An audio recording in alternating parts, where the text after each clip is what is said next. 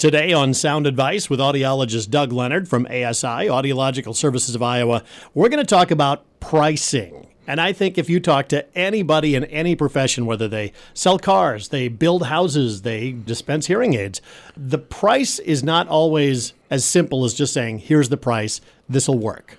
I agree wholeheartedly with that, John. It's a clumsy way to say it, but but it's true. And it depends on what you're buying. I mean, if I went into a store and I was looking for toilet paper and I can get a 4-pack of toilet paper for $3, or I can go to somewhere else and buy it for $2 and it's the same toilet paper, that's fine. Mm-hmm. But hearing aids are not a commodity. There's a professional component that's involved with that. You mentioned contractors. If you had your trusted local contractor, and everybody has their favorite. We remodeled our house down in Atlantic 10, 15 years ago.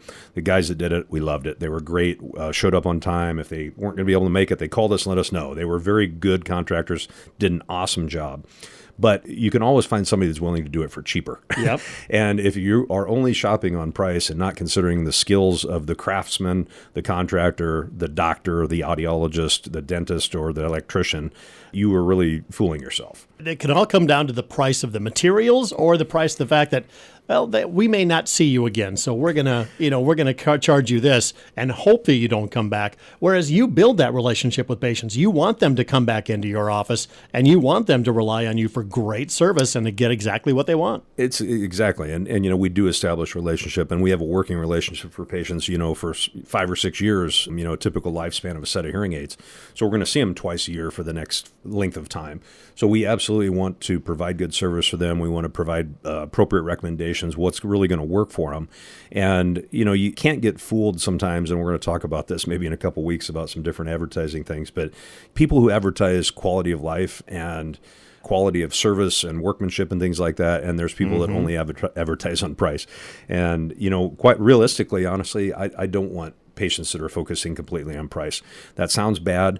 I want to price things myself for patients at a level that obviously they hopefully can afford, and then of course I can run my business.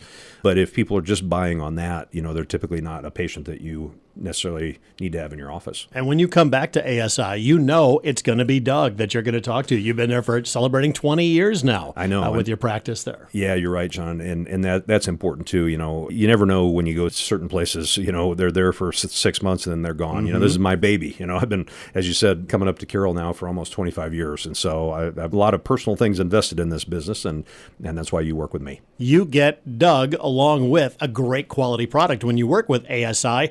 Now, again, screening, we can't stress this enough. This is the key to getting help for your hearing. Yep, it is, John. And if they want to set up an appointment for that, they can give us a call and visit with Teresa. The number is 792-5933. They're always going to be there to help you when you need them. It's ASI, Audiological Services of Iowa.